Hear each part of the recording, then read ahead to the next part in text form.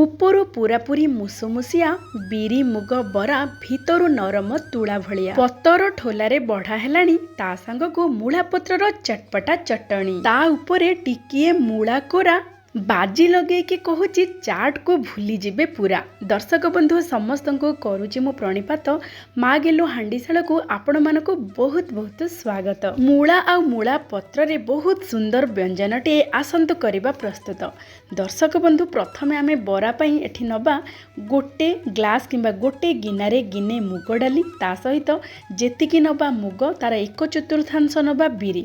जेहेतु मु गोटे ग्लास रे नेची गोटे ग्लास मुग डाली ग्लास 1/4 मु नेची एठी बिरी आ मुग डाली को 2-3 थर भल भाबरे धोई सारिबा परे 4 रु 5 घंटा पई घोड़े की रखिदबा बतुरिबा पई। एबे देखंतु साधारणतः ए व्यंजन पई ताजा मूला नेबे आ ताजा मूला सहित ताजा मूलार पत्र मध्य नेबे कहीं ना आमे ये पत्र रे पूरा कौलिया पत्र रे बहुत बड़ा चटपटा चटनी टे प्रस्तुत करिबा आ ता सहित मूला भी निहाती जरूरी ए व्यंजन पई। थरे बनातु मूला न खाउथिबा लोक भी पूरा हाथ चाटी चाटी खाइबो एते स्वादिया लागिबो।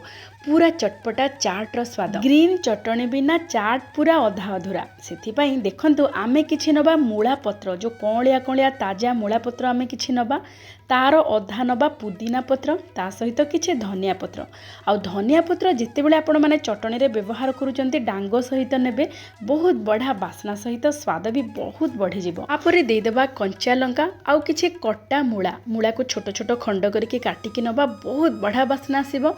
गोटे छोट चमच जीरा स्वाद अनुसार लुण कला लुण टिके दबा आउ आमचूर पाउडर गोटे चमच दबा अदा नबा छोट खंडे अदा आधा इंचर खंडे अदा आ गोटे बड़ चमच नबा आलू भुजिया बा आपण माने चाहिए भजा चीना बादाम मध्य नहीं पारिबे ए चटनी को टिके थिकनेस करबा पई।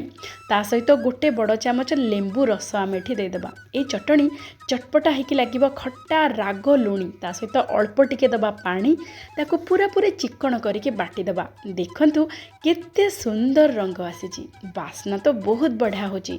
मूला कंचा एमिति रे सालाड रे आमे खाई थांती किंतु एमिति जदी आपण माने सब चटपटा करके प्रस्तुत कर देबे कहिला बेलको पाटिरो पानी आसी जाउची एते सुआदिया। आपण माने थरे एमिति ग्रीन चटनी प्रस्तुत करंतु जे कोनोसी टिकी हो किबा जे कोनोसी आपण माने पकोड़ा हो करके ए चटनी सहित खाई परिबे। हमर चटपटा मूला पत्रर चटनी परे आमे कोन करबा ना नबा गोटे मूला को प्रथमे भल भाबरे धोई देबा तार चोपा को छड़े देबा तापर ताको कोरिकी नबा बड़ वाला ग्लिटर रे करिवे टिके मोटा मोटा हेकी बाहरिबो। जेते बेले आमे चाट ऊपर को पकेबा पूरा कुड़कुड़ लागुथिबो बा पूरा क्रंचीनेस थिबो बहुत बढ़िया लागिबो। मूला कोरी सारिबा परे आमे नबाठी किछि मूलार पत्र पूरा कौलिया ताजा पत्र नेबे किछि पत्र 5-6टी पत्र को पूरा गुंड करके काटी देबे ता सहित किछि धनिया पत्र मध्य नेबे आउ कंचा लंका नेबे ताको भल भाबरे गुंड करके काटी देबे तापरे ए सब को भल भाबरे मिसै देबे आउ एथिरे लूण पकेबानी आमे लूण पकेले मूलारो पानी बाहरी जीवो जहाँकि खाइबा को सेते भल लागिबोनी। एबे देखंतु ए सब को भल भाबरे गोळेकी टिके कड़ को रखी देबा। आमे साधारणतः चाट खाइला बेले ऊपर पियाज पकेकी खाई थांती माने पियाज कट्टा किंतु आपण माने पियाज न पकेकी एमिति मूला कोरा प्रस्तुत करिकी एमिति पूरा पूरी प्रस्तुत करंतु देखिबे बहुत बढ़िया लागिबो स्वादटा। एबे हमर प्रस्तुत हे जाईची चटपटा मूला पत्रर चटणी। एबे हमर बिरी आ मुग बतुरिबार 5 घंटा हो गलानी। 5 घंटा पर देखंतु एबे आमे बिरी आ मुग डाली रु पानी सब को बाहर कर देबा आको पूरा चिकन करके बाटिबा। जेते बेले बाटिबे अल्प पानी देबे अधिक पानी बिल्कुल देबेनी नचेत कोन हबो ना पानिया हो गले छाणिला बेलको असुविधा हबो तेणु बेसी पानिया बिल्कुल करिवेनी। जदि दरकार पड़े अल्प टिके आउ गोटे चमच एक्स्ट्रा पानी देकी बाटिबे। देखंतु एमिति पूरा पूरी बहलिया करके बाटिबे।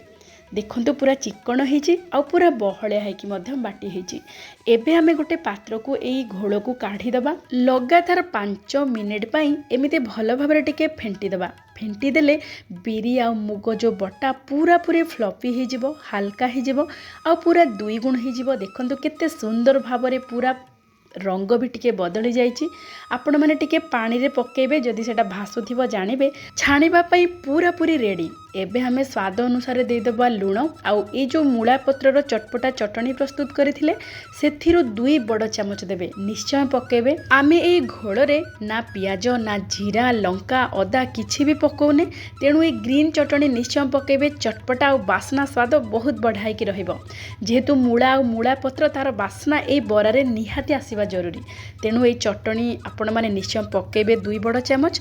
तापरे भल भाबरे गोळेई देबे। आ जेते बेले छाणिबे मध्यम जाळरे छाणिबे। प्रथमे पानी हाथ हो जाए। देखंतु एमिति टिके जेमिति बड़ी पकांती सेमिति आपण माने नेबे, गरम गरम तेल रे छाड़ीदेवे। पूरा गोल गोल होइकी प्रस्तुत हबो एई बराटी। पूरा भितरु नरम ऊपर पूरा रहिबो मुसमुसिया। एबे आमे तेल को बसई दबा मध्यम जाळरे। तेल भल भाबरे गरम हे गला परे जेमिति आमे बड़ी प्रस्तुत करंती सेमिति छोटो छोटो करिके आपण माने छाणिबे। बिल्कुल बड़ बड़ आकार प्रस्तुत करिवेनी। जेते छोटो करिवे सेते खाइबा को बहुत बढ़िया लागिबो।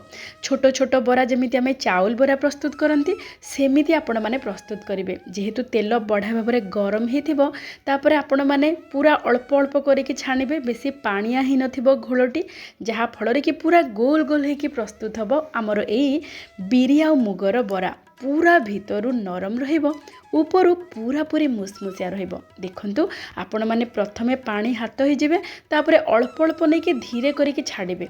पूरा देखंतु छोटो छोटो आ पूरा गोल गोल हेकी प्रस्तुत हबो। देखंतु बरा गुड़िक फुलिकी केते बढ़िया भाबरे टिके बड़ हो जाइछि। आमे जो आकार रे छाणिबा प्रथमे ताठु टिके आकार रे बड़ हो जिवो। जेहेतु आमे 5 मिनिट पर ये घोड़ को फेंटी देथिले भल भाबरे, सेथिपाई बढ़िया भाबरे बरा सबु फुलिबो।